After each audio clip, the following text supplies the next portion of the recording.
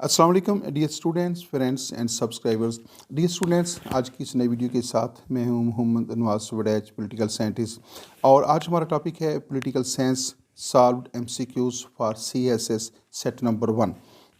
Dear students, आज की इस वीडियो के अंदर जो है हमने 2000 साल के अंदर जो सीएसएस के अंदर जो है पॉलिटिकल साइंस का जो पेपर हुआ था उसमें जो एमसीक्यूज़ शामिल किए गए थे उनका सलूशन जो है और उसके एमसीक्यूज़ उनका सलूशन जो है वो आप तक लेकर आए हैं। इसके अलावा इस एमसीक्यूज़ के अंदर जो है जो मुख्तलिफ टर्म्स इस्तेमाल हुई थी उन टर्म्स के एक्सप्लेनेशन भी जो है वो आप तक पहुँचाई जाएगी।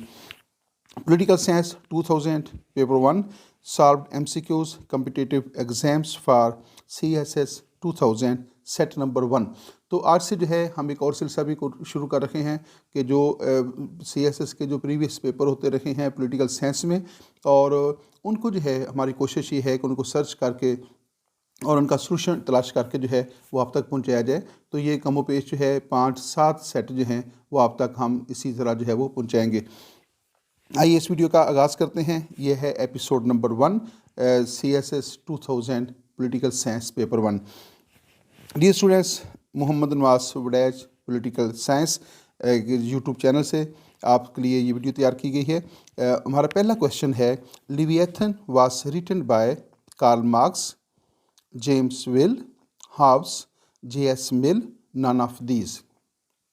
The question is, Leviathan was written by number 1 Karl Marx, second option James Mill, third option Thomas Hobbes, fourth option J.S. Mill, and fifth and last option is none of these. The correct answer is Thomas Hobbes.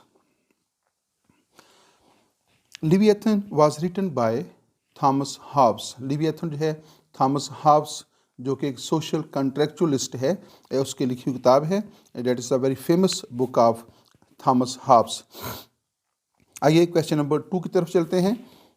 The second question is, founder of utilitarianism school of thought was Edmund Burke, Hume, J.S. Mill, James Mill, none of this. Dear students, इसमें 5 option दिए गए हैं। Founder of utilitarian school of thought was, तो जो utilitarian school of thought है, नज़रिया अफादियत जिसको हम कहते हैं, उसका बानी कौन है?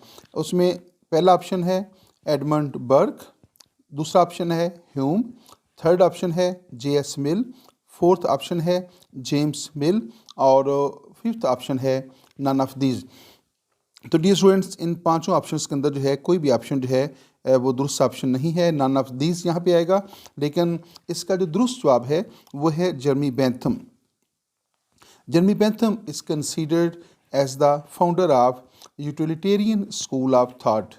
जो यूटिलिटेरियन स्कूल ऑफ थाट है, जिसको अफादियत पसंदी कहा जाता है, उसका बानी जो है वो जर्मी बेंथम है। तो Jeremy Bentham is the founder of utilitarian school of thought. The correct option is Jeremy Bentham.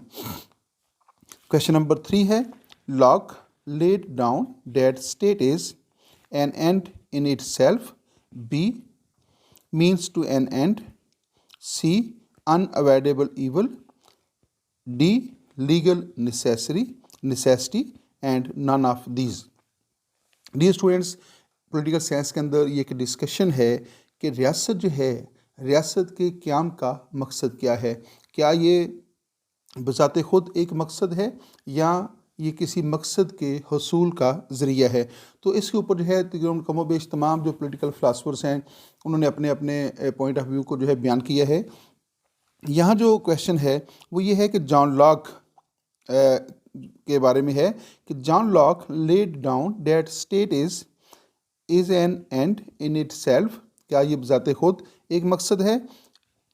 Second option है मीन्स टू एन एंड, या किसी मकसद के हसूल का ज़रिया है। नंबर 3 अनअवॉइडेबल ईवल, या ये अनअवॉइडेबल ईवल है, ये एक ऐसी बुराई है जिससे बचा नहीं जा सकता।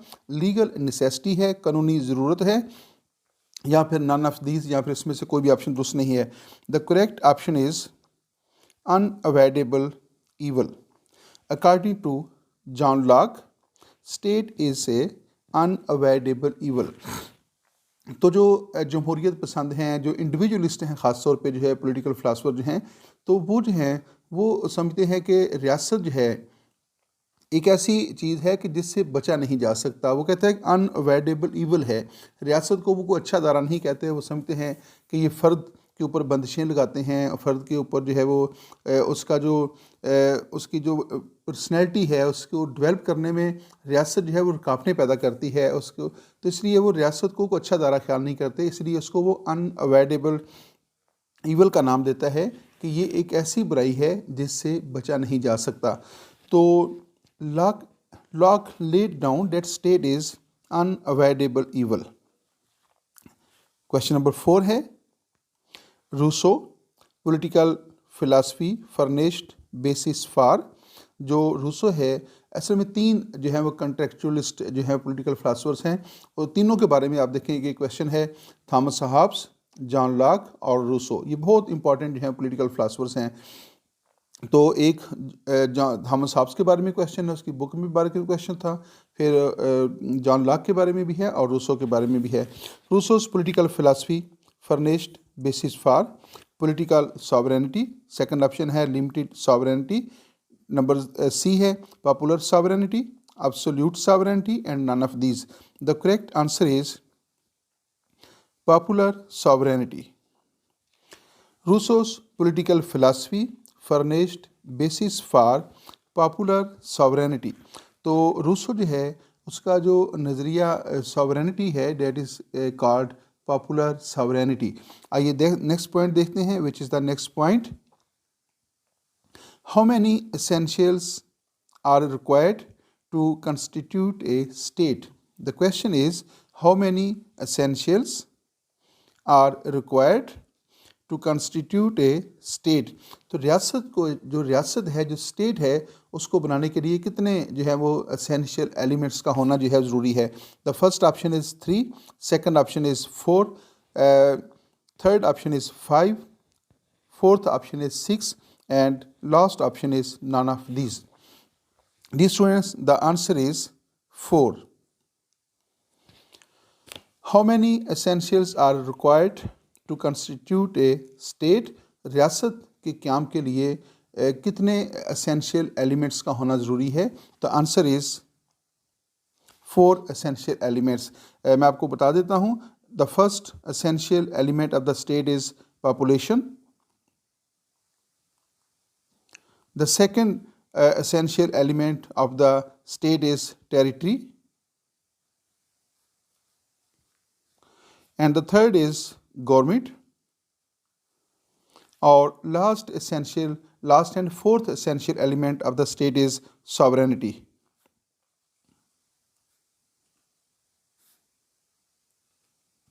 तो डियर स्टूडेंट्स, यहाँ से सिर्फ फॉर्मेलिटी पूरी की गई है, तो मैं आपको दोबारा बता देता हूँ। The first essential element of the state is population. The second essential element of the state is territory or land, and the third essential element of the state is government. Fourth and last essential element of the state is sovereignty. तो रियासत जो है वो इन 4 essential element के साथ बनती है। जब ये 4 essential elements हो जाते हैं तो रियासत जैसा अदारा जो है वो वजूद में आता है। इनमें से कोई एक एलिमेंट जो है अगर कम हो जाए तो रियासत का वजूद जो है वो ख़त्म हो जाता है।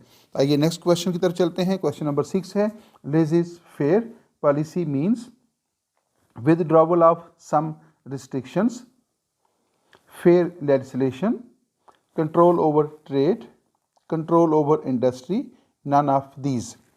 D students, laissez faire Urdu को इसमें अदम मुदाखलत की पॉलिसी कहते हैं। लेज़ी फेयर पॉलिसी मीन्स यानी अदम मुदाखलत की पॉलिसी से क्या मुराद है। Withdrawal of some restrictions. Number 2 fair legislation. Number 3 control of trade. Number 4 control over industry. और नंबर 5 है none of these. The correct option is option A withdrawal of some restrictions. The first option is the correct options. Laissez-faire policy means withdrawal of some restrictions. आइए next point की तरफ चलते हैं। Materialistic interpretation of history was propounded by Trotsky, Lenin, Bolsheviks, Mensheviks, and none of these. Dear students, the question is materialistic interpretation of history was propounded by, उसमें मुख्तलिफ options दिए गए हैं. The first option is Trotsky, the second option is Lenin, third option is Bolsheviks, fourth option is Mensheviks and fifth option is none of these. यहाँ पे जो correct option आएगा वो है none of these. The correct answer is Karl Marx. Materialistic interpretation of history was propounded by Karl Marx. तो Karl Marx is the correct answer. लेकिन ये option में चूँकि नहीं था तो इसमें नन ऑफ दीज आएगा. तो जो करेक्ट आंसर है वो भी साथ दिया हुआ है. तो कार्ल मार्क्स जो है उसने जो है मटीरियलिस्टिक इंटरप्रिटेशन ऑफ हिस्ट्री, तारीख़ की जदलियाती ताबीर जो है इसकी ये फ़िलासफ़ी जो है वो कार्ल मार्क्स ने पेश की थी. आइए नेक्स्ट क्वेश्चन देखते हैं. Question number 8. Fascism as a political theory originated in Germany, France, Italy, Russia, none of these. The correct answer is Italy. Fascism as a political philosophy originated in, यानी fascism जो है एक सियासी नज़रिए के तौर पर एक इस मुल्क से अंदर जो है इसका आगाज़ हुआ है. द फर्स्ट ऑप्शन था फ्रांस, दूसरा है जर्मनी, तीसरा है इटली और नेक्स्ट है रशिया और लास्ट पे है none of this. The correct answer is Italy. तो यहाँ पे मुसोलिनी जो है उसने जो है ये फ़ाशिज़म की बुनियाद रखी थी और अपनी फ़ाशिस्ट पार्टी जो है उसने इटली के अंदर कायम की और फिर अपनी हुकूमत जो है इन 1922 के अंदर जो है उसने अपनी हुकूमत भी वहाँ पे हासिल कर ली थी. आइए नेक्स्ट क्वेश्चन चलते हैं. क्वेश्चन नंबर 9 है. Plato wrote the politics, the laws, political economy, polity, none of this. The correct answer is the laws. Plato जो है उसकी जो सबसे बड़ी मशहूर किताब है वो है द रिपब्लिक. लेकिन द रिपब्लिक के अलावा जो है उसने एक और किताब का नाम है द लॉस जो यहाँ पे पूछी गई है. और इसके अलावा जो है द स्टेट्समैन भी जो है वो प्लेटो की ही किताब है. तो प्लेटो की 3 मशहूर किताबें हैं, the Republic, the loss, the statesman. और ये जो पहली किताब है पॉलिटिक्स जो है ये बेसिकली एरिस्टोटल की किताब है. दोबारा देखिएगा. Plato wrote the politics, the work politics has been written by Plato. तो प्लेटो का जो है एक वर्क जो है वो द लॉस के नाम से जाना जाता है. आइए देखते हैं क्वेश्चन नंबर 10 कौन सा है. अल-मावर्दी रोट अहकामुल सुल्तानिया, सियासतनामा,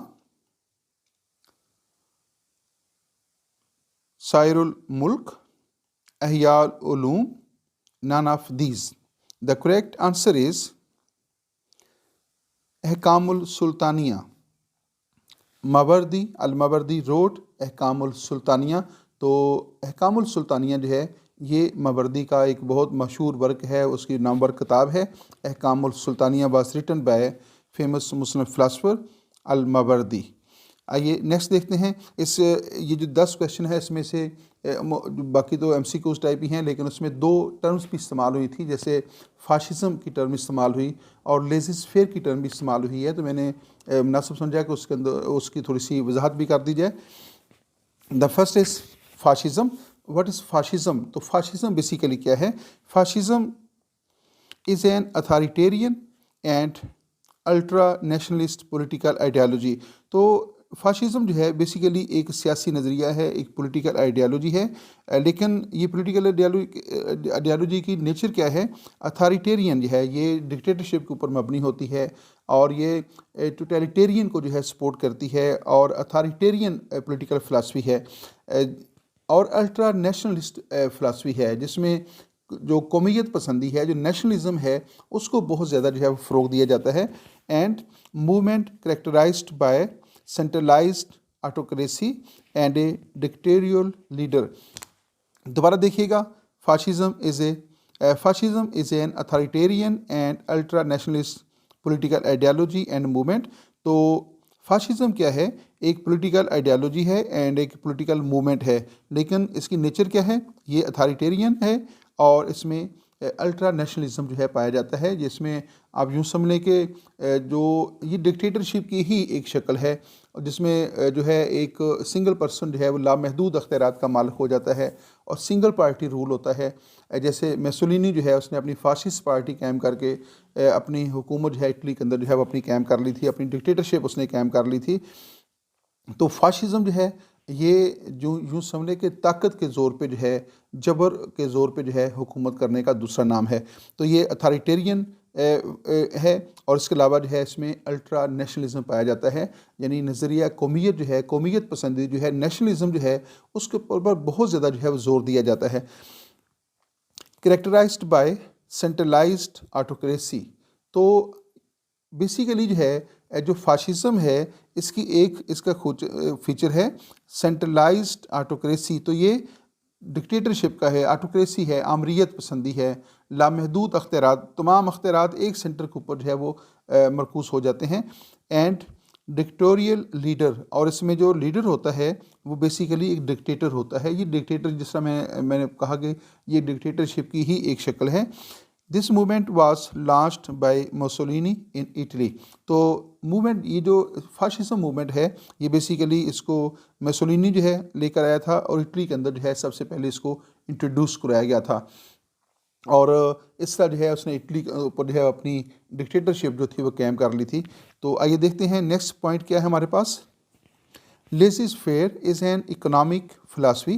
तो जो लेजिस फेयर है ये बेसिकली एक इकोनॉमिक फ़िलासफ़ी है, ये एक मुआशी नज़रिया है आप फ्री मार्केट कैपिटलिज़म। तो जो लेजिस फेयर है ये बेसिकली कैपिटलिज़म के अंदर होगा और फ्री मार्केट होगी इसमें। Developed in 18th century in France. तो इस टर्म का जो आगाज़ है बेसिकली फ्रांस के अंदर हुआ था 18th सेंचुरी के अंदर, और ये फ्री मार्केट कैपिटलिज़म के लिए है।